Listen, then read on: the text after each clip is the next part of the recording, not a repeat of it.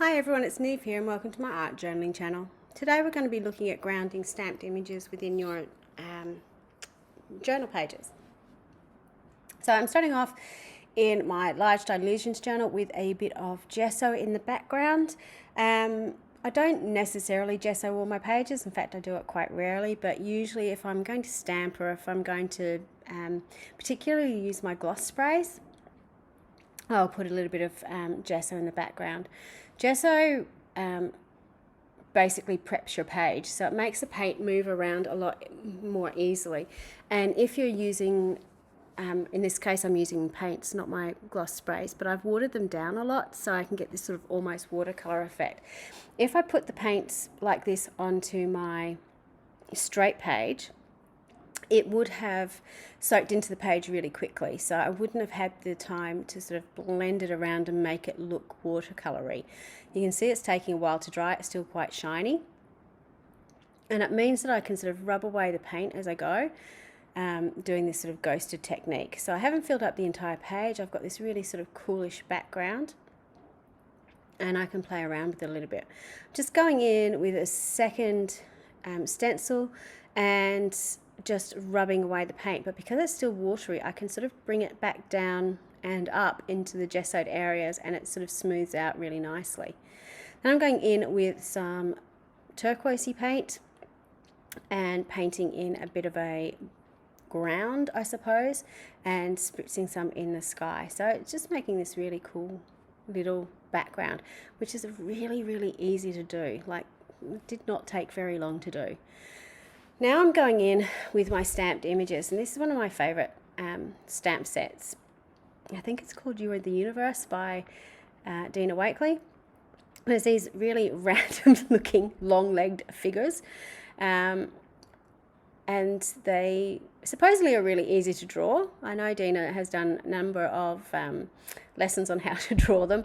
I'm really glad she came out with stamps because mine's never look like figures. They end up looking like blobs with tiny little heads on them. So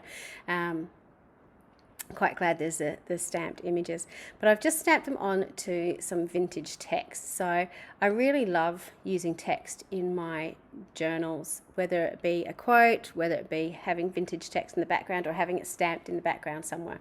In the majority of my pages, it is very unusual if a page is completed and it doesn't have text on it in some way. It's probably because I'm a teacher, who knows. There might be an explanation to it somewhere. So I'm just gluing on my figures. Again, this is really quick and easy. This would make a brilliant birthday card or something for someone, or a scrapbook page, whatever you sort of come up with.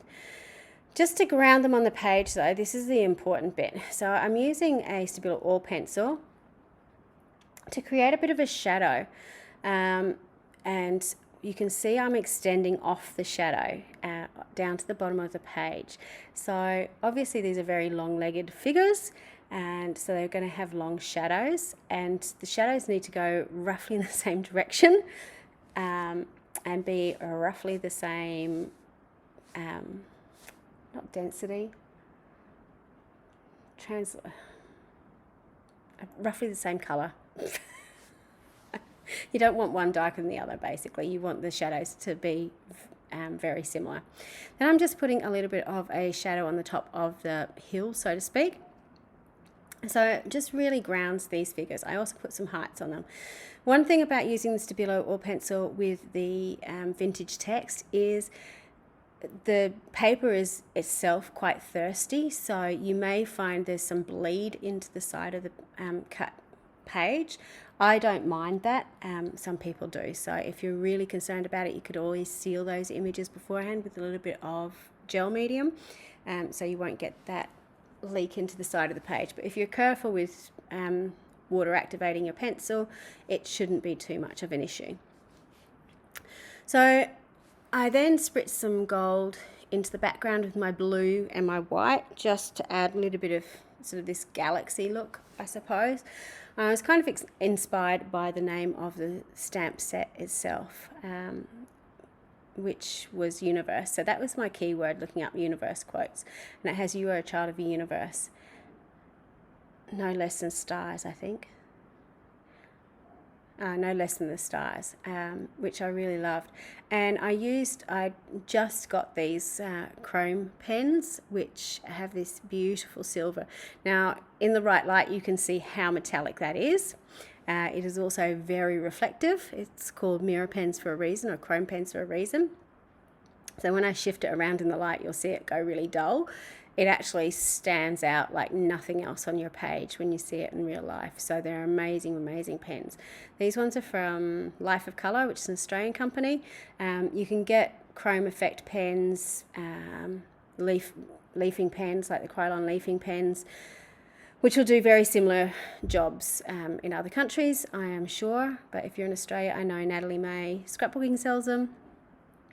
Absolutely no money happening my way whatsoever about that. They're just pens I really, really love. And they come in a set of 3. So you get a bronze, a gold, and a silver. So it's just so worth the money. In the background, I decided I really loved sort of that funky, odd-shaped rectangular pattern happening in the background. So I decided I want to do something a little bit similar. And I just put some white dots on the page and then sort of connect them up in triangles. And I actually really loved how it worked. It kind of reminded me of, constellations, or, I don't know, star patterns in the background. And I was only going to put a little bit of it on, and then I got carried away because I was actually really enjoying doing it because it was so relaxing. I continued the pattern on around the quote, which was lots of fun. It was a great way to help almost frame up the background, so you can sort of see where the white pen goes over the slightly darker areas and the lighter areas. It sort of gives you these little bits that pop out a little bit more from the background than in the past. I was going to leave the space in between the figures empty, but then I decided to go back and fill it up, and I'm glad I did, because it sort of gave them that connection between each other as well. So not only are they each the child of the universe, but they're all part of the universe together. So I think it would have looked a bit odd if I'd left the space between them. So this is a really, really quick page, really, really simple. The shadowing of the figures, I think, makes the difference, because it sort of makes them very, very grounded to the page, which is quite astrological, I suppose. But it was lots of fun to do. I love that watery background, so quick and easy. So have a go at it and see what you can come up with. Thanks so much for watching, and until next time, bye for now.